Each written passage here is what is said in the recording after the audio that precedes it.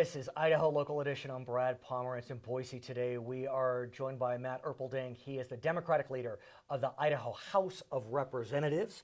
And I want to speak with you about the state of the state recently delivered by the governor. A lot of focus on education. He's been focused on education for quite some time. What do you make of that, sir?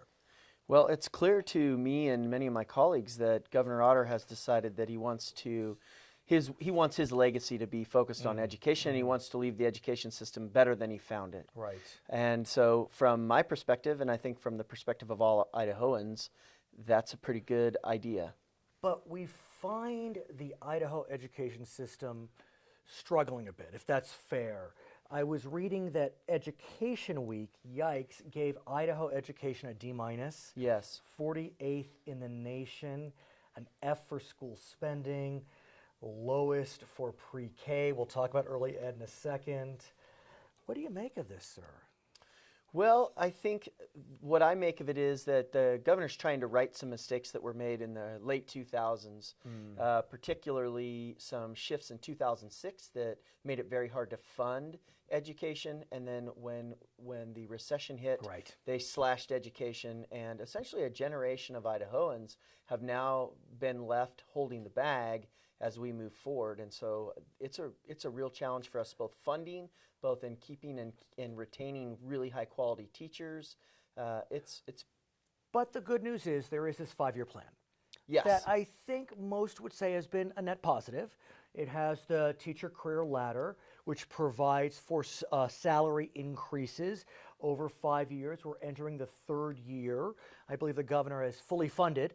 Yeah, he's recommended fully funding the 3rd year, which is a $58 million further investment in the career ladder. Okay. And what that does is it really begins to move us away from not just introducing new teachers to a better wage, but now finding ways to help advance current teachers and help create pay increases for current teachers, those that have been within the system for a long time. I want to talk about early education. Yes. Because this is not a bright spot for Idaho, unfortunately. 50th for pre-K education. One of few states with no pre-K funding. It's almost shocking to hear. Yeah, early childhood education, a lot of people have kind of poo-pooed in Idaho over the years, but what we know is early childhood education as a precursor for 3rd grade reading levels is essential. And what we know from 3rd grade reading levels is that those who are successful in 3rd grade in terms of reading comprehension and reading levels are more likely to finish high school, are more likely to go on to some level of advanced training and enter the workforce in a way that's quality. You know what I learned? Prison construction companies, demographers, will look at 3rd grade reading levels. Yeah. And they predict the prison population in 10, 15, 20, 30 years based upon 3rd grade reading levels. Yeah, and that's actually a really interesting piece because Idaho doesn't carry much debt, but we do carry one very big piece of debt that's paid for out of the general fund, and that is for the Idaho Corrections Facility. So we have $40 million in debt for a prison, and meanwhile we're not investing in early childhood education, which is a challenge. So the governor, he focused on K-12 in his state of the state. He turned his attention to higher education in his state of the state. But I didn't hear much about early education. What do you make of that? What can be done on that front?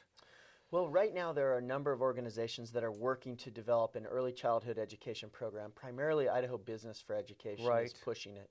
And we think that if we start with something that provides parents with a choice for 4-year-olds to get prepared to enter kindergarten, that we might be at a place where we can start. And so there is a lot that can be done for early childhood education. And that isn't to take away the governor's focus on higher ed. Right. What we know is that increasingly young Idahoans are moving away for better jobs. And when they move away for better jobs, they're unlikely to come back.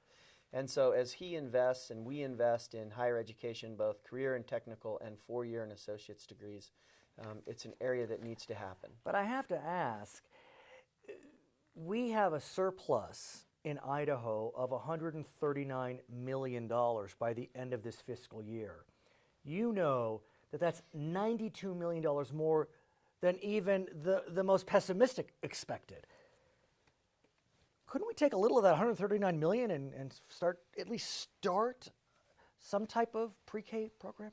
You know, I think that the The question that you ask is incredibly valid, and we can all agree that we've got to come up with a way to fund early childhood education, not just in the city of Boise, where it's already being piloted and there are huge successes coming out of that, but in communities like Soda Springs, Idaho, and Idaho Falls, and Coeur d'Alene. And so when we talk about piloting programs, if we were able to find the resources to help invest in a pilot program across the state, I think the results that would come from that would confirm that we need to come up with a way to do it across the state. I am wondering, given that we aren't seeing a lot of movement out of the legislature on early childhood ed, could you as a leader, regardless of political party, work with maybe the faith community to see if we can get more early childhood ed that way? Because a lot of families, whether they're devout or not, they'll send their kids to the church preschool, the temple preschool, whatever it is. And so what about working with faith? Well, the faith community, the business community, both are essential to bringing children up to reading readiness. Right. And so whether you're investing your children in a school, like I went to Catholic school, whether you're investing it in a Christian school or a public-private school, whatever it is, I don't really have an investment in how we get there, but that we get children prepared for third grade. I'm wondering if you can use kind of your bully pulpit. I mean, you're the Democratic leader of the House. I mean, that's a real position. Absolutely. To talk to the faith-based communities. I mean, look, a lot of people use faith institutions for nursery school. Sure. It's not uncommon. Sure. So how can we kind of mix it up there? Who am I? But I'm just thinking. Well, as we look at how we're going to develop early childhood, we know that it's going to be a public-private investment. Okay. And so faith has a voice in that, and faith should be there because there are already parochial schools that are offering early childhood education, and those educations are incredibly valid. And so, yeah, you're right. We should absolutely have faith leaders in the conversation, leading the conversation. I want to go to the other side, and now community college. The governor talked about community college, which may have been wise given that President Trump is looking at skilled jobs. Where do you get trained for skilled jobs? Community college. And there are discussions about expanding College of Western Idaho in Boise, about converting Eastern Idaho Technical College into a community college. What do you make of that? Well, I went to Idaho State University in 1993. Okay. And when I first got there in 1993, I couldn't believe that Idaho State also held the 2-year associate's degrees and that there wasn't a community college in Eastern Idaho at that time.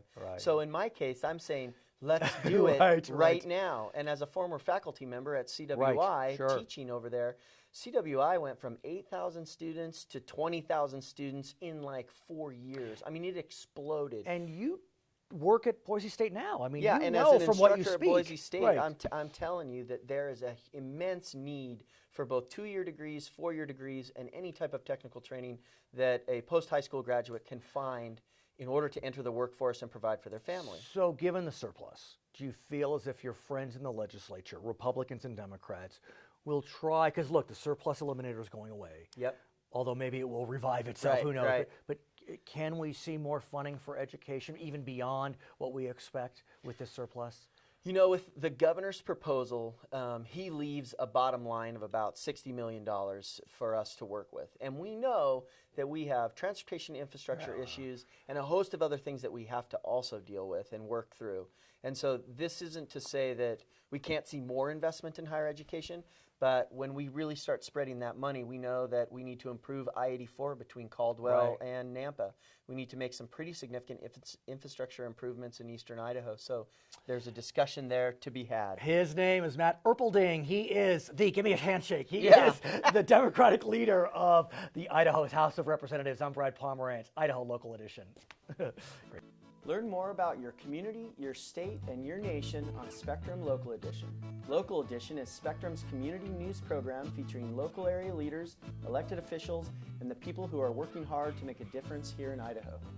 Check your Spectrum guide for details on airing dates and times. It's all for you, it's all about Idaho, and only on Spectrum. Spectrum Local Edition. Interesting topics from interesting people.